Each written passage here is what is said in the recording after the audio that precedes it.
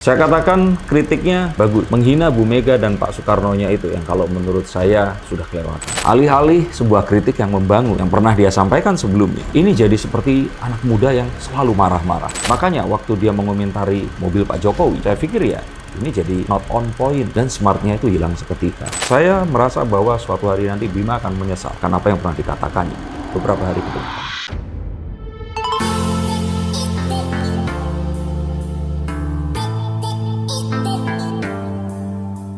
Halo Sensikers, kembali berjumpa bersama saya, Denny Darko. Tidak ada yang namanya misteri, yang ada adalah tanda-tanda yang kita semua coba untuk mengerti. Seperti ramalan saya kemarin, Aubimax atau Bima Yudo atau Bima Lampung ini mengalami backlash atau serangan balik dari netizen yang tadi yang memuji. Sekarang ini ramai-ramai menggeruduknya. Permasalahannya adalah video yang lama yang di sini.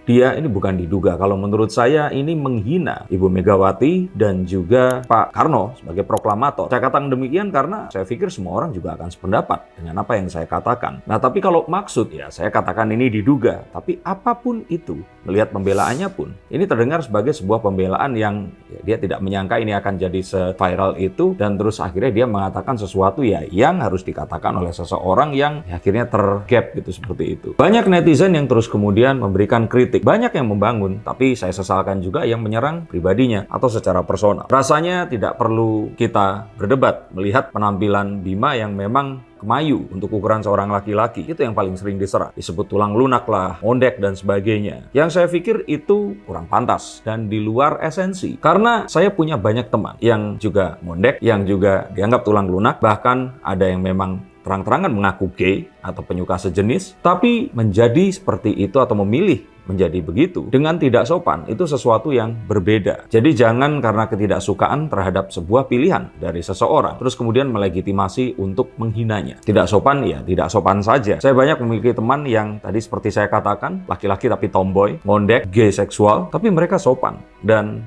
baik dalam hubungannya pada masyarakat. Maka yuk kita akan lihat menggunakan kartu. Bukan membahas, dan ini tidak untuk Bimanya, tetapi untuk teman-teman, sahabat, atau orang terdekat kita yang kebetulan seusia sama, memiliki amarah terhadap satu hal seperti Bima ini tadi, sehingga jika kita mengetahuinya, siapa tahu mereka bisa kita cegah untuk melakukan hal-hal yang tidak terpuji seperti yang dilakukan oleh Bima. Saya katakan kritiknya bagus. Menghina Bu Mega dan Pak Soekarno-nya itu yang kalau menurut saya sudah kelewatan. Juga saat dia ini mengomentari Pak Jokowi dan mengaku tidak berusaha melakukan penghinaan yang kalau menurut saya yaitu pembelaannya saja. Tapi apa sih yang kira-kira membuat orang seperti Bima ini kemudian seperti itu? Kita akan lihat dari kartu yang pertama, Page of Pentacles. Biasanya hal ini terjadi karena adanya kurang perhatian yang membuat terjadinya sebuah trauma dari masa kecilnya. Orang-orang seperti ini memiliki trauma yang urusannya dengan pribadi dari dia kecil hingga sampai di titik yang akhirnya merubah dirinya menjadi seperti sekarang ini. Jadi sebenarnya apapun yang terjadi ini bukan pilihannya, tetapi memang sebagian besar itu diciptakan oleh trauma yang terjadi di masa lalu. Tetapi meskipun apa yang terjadi di masa lalu itu bukan pilihan, tetapi dia tetap memiliki pilihan untuk menahan melakukannya, menyesalinya, dan memperbaikinya. Kalau tidak sekarang, bisa saja nanti. Biasanya orang-orang seperti ini adalah orang-orang yang semasa kecilnya dibully, dipinggirkan oleh lingkungannya. Bisa jadi karena berbeda. Yang disayangkan padahal figur seperti ini biasanya adalah orang-orang yang kritis, pintar, cerdas, dan berpikir melebihi lingkungan yang ada di sekitarnya, ahead of their communities. Sehingga saat dia akhirnya menemukan bahwa dia harus speak up, dia langsung melakukan yang sebaliknya. Menjadi sarkas, pemarah, menunjukkan sikap ketidakpedulian. Yang mana sebenarnya itu adalah sebuah sikap artifisial yang dikeluarkan untuk melindungi dirinya, yang sebenarnya sebaliknya, lembut, penyayang, dan peduli dengan orang-orang di sekitarnya. Jika kalian tidak percaya, buktinya dia membuat video yang menunjukkan kepeduliannya terhadap kampung halamannya. Dan orang-orang seperti ini janganlah dijauhi atau dimusuhi. Jika kita menyambut dan menyayanginya, kita akan segera tahu bahwa mereka ini adalah pribadi yang istimewa. Dan saat marah dan ingin melampiaskan hal-hal yang ingin dia katakan yang terjadi karena ledakan dari sesuatu yang dia tahan sepanjang hidupnya, akhirnya dia melakukan sesuatu yang di luar konteks, seperti mengkritik mobil yang ditumpangi oleh Pak Jokowi, yang terus kemudian dibahas oleh seorang psikolog yang mengatakan kalau ternyata Pak Jokowi pun saat itu menggunakan mobil yang bukan mobil sedan, dia kemungkinan besar akan berkomentar, ya iyalah Pak, kalau naik mobil 4x4 ya pasti nggak akan bisa merasakan rusaknya jalan di Lampung. Dan saya memilih percaya dengan analisa dari psikolog ini tadi. Yang saya takutkan kritik yang dilemparkan jika terlalu keras, seperti kartu Page of Swords ini. Jika tidak hati-hati dan kita belajar benar-benar cara menyampaikannya, ini lebih terdengar sebagai sebuah ujian kebencian. Alih-alih sebuah kritik yang membangun, yang pernah dia sampaikan sebelumnya, ini jadi seperti anak muda yang selalu marah-marah. Semua terus kemudian dihina dan dipersalahkan. Betul, jika usia seusia Bima ini, saya pun dulu seusia dia, itu memang penuh amarah, penuh ketidakpuasan. Tetapi itu tidak menjadikan alasan untuk menyampaikan dengan cara-cara yang sebenarnya saya tahu dan sudah diajarkan oleh orang tuanya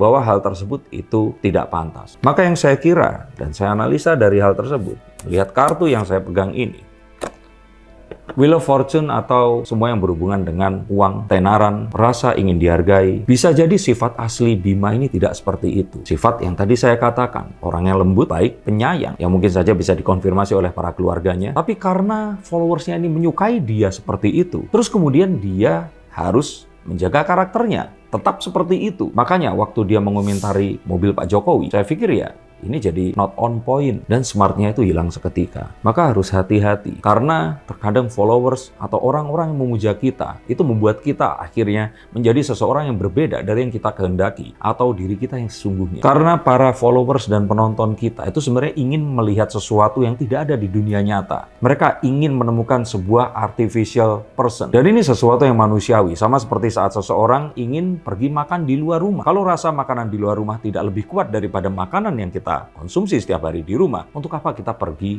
keluar rumah? Maka orang-orang menantikan sesuatu yang ajaib, sesuatu yang unik, sesuatu yang di luar nalar, dan kadang-kadang itu adalah sesuatu yang kurang terpuji, seperti menghina, lupa kalau ternyata komentar kita itu merendahkan, dan merasa menang sendiri. Seperti saya juga kurang setuju terhadap analisanya tentang Bu Mega yang dianggap sekolahnya ini nggak pernah berhasil karena dia harus berpindah-pindah kuliah. Saya yang kebetulan mengenyam pendidikan hingga strata 2 dan pernah menjadi dosen di salah satu universitas yang konon kabarnya hingga sekarang juga masih 5 besar di Indonesia. Tidak lulus kuliah, tidak terus diasosiasikan dengan ketidakcerdasan atau ketidakmampuan mengikuti perkuliahan. Karena yang saya tahu, saat Bu Mega mungkin seumur Bima, Bu Mega ini mengalami tekanan yang luar biasa terhadap keluarganya dari rezim Orde Baru. Jadi mungkin saya merasa bahwa suatu hari nanti Bima akan menyesal karena apa yang pernah dikatakannya beberapa hari ke belakang. Tapi tetap kita tidak harus menjadi seseorang yang dipesan oleh followers kita. Dan kepercayaan bahwa kalau nggak nyablak, mana mungkin akan viral. Kalau nggak viral, mana mungkin akan didengar. Saya pikir ini juga tidak sepenuhnya tepat. Menjadi viral tidak harus menjadi aneh. Tidak harus melakukan sesuatu yang di luar kewajaran. Saya kira kalau Bima ini mengedepankan kecerdasan dan pola pikir kritisnya, bisa kok. Bima seharusnya tidak harus jatuh kepada level yang saat ini orang itu melihat dia jadi ya bukan levelnya. Bima seharusnya bisa lebih tinggi daripada apa yang orang lihat hari ini. Saya melihat kecerdasan di matanya dan saya mengetahui saat seseorang itu memiliki potensi seperti Bima ini tadi. Banyak mahasiswa saya yang seperti Bima. Tapi kembali, kepercayaan bahwa harus nyablak, harus seperti ya yang dia katakan itu tadi. Maka saya pikir ini sesuatu yang salah atau false belief yang seharusnya tidak diadopsi oleh orang secerdas Bima Yudo ini.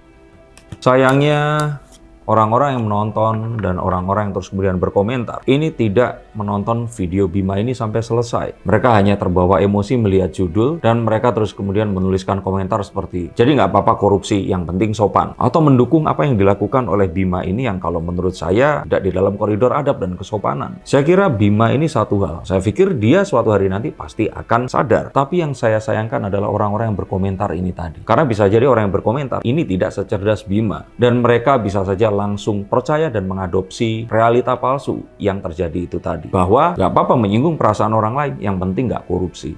Ini sesuatu yang nggak seperti itu. Ini bukan sesuatu yang sebab akibat seperti itu tadi. Maka hati-hati saat kita mendukung seseorang di sosial media. Jangan hanya karena dia menyuarakan sesuatu yang kita sukai dan percayai. Mereka memberikan validasi yang kita inginkan. Terus kemudian kita mengamini semua kelakuannya. Ingat, mereka ini juga manusia. Dan manusia tempatnya berbuat kesalahan. Dan untuk orang yang salah, seharusnya tidak apa-apa untuk meminta maaf. Kalaupun saat ini Bima mengatakan dia tidak menyesal, tetap akan melakukan itu dan tidak merubah sikapnya, maka saya katakan bahwa ya silahkan, itu haknya. Tetapi kita kan tidak hidup sendirian. Banyak orang-orang yang hidup bersama kita, keluarga kita, dan orang-orang yang juga menyayangi kita. Bagaimana kalau ternyata orang-orang tersebut malu atas kelakuan kita? Apakah kita tidak ingin berpikir perasaan mereka juga. Untuk siapapun yang merasa bahwa tidak apa-apa menjadi sarkas, tidak sopan, dan mengatakan kata-kata yang cenderung ujaran kebencian, tapi menyuarakan sesuatu yang baik, saya katakan bahwa ini dua hal yang berbeda. Dan banyak cara untuk menyampaikannya. Kalau mau viral, ada cara yang lainnya juga. Dan kalaupun mau lebih sarkas, tidak harus menghina pribadi seseorang yang terhormat dan dijunjung tinggi oleh ratusan juta orang di Indonesia. Dan berbicara tentang sarkasme, kalau Bima misalkan pengen punya contoh, coba Om Darko, mana yang bisa sarkas tapi terus kemudian bisa viral? Coba belajar sama Opa Rocky Gerung. Beliau ini seseorang yang sangat cerdas, filsuf yang juga pengajar. Dan kata-katanya ini juga sarkas, pedas, tapi masih dalam koridor kesopanan. Saya pikir IQ-nya Bima ini 11-12 lah sama Om Rocky Gerung ini tadi. Coba mendingan meniru beliau. Kalau memang mau viral, cerdas, kritis, tapi tetap bisa menjaga kesopanan pada orang yang memang kita kritik tadi. Dan saya pikir kamu pasti bisa. Yuk. Maka kalau ini tidak dirubah sikapnya, sesuatu yang buruk ini akan terjadi pada Bima. Bukan karena dia dicelakai oleh orang yang tidak menyukainya. Bukan. Dan saya yakin Bima ini tidak akan dicelakai oleh siapa-siapa. Ketakutannya untuk pergi ke Singapura untuk berlibur atau ke Malaysia yang dia takutkan, saya pikir itu tidak beralasan. Pemerintah sering sekali dihina dan menjadi objek ujaran kebencian. Dan nggak terus orangnya ini ditangkap dan dipersekusi. Kecuali jika terjadi di era saya dulu waktu saya seumur Bima. Mungkin Bima hanya akan tinggal nama. Tapi yang saya takutkan adalah hal buruk yang akan menimpa dia karena hubungannya dia dengan orang-orang yang ada di sekitarnya. Dan ketahuilah Bima bahwa menunjukkan sikap seperti itu yang bertolak belakang dengan kepribadian aslimu, ini akan bisa menimbulkan sebuah permasalahan mental yang serius di kemudian hari nanti. Dan itu saya lihat di kartu ini.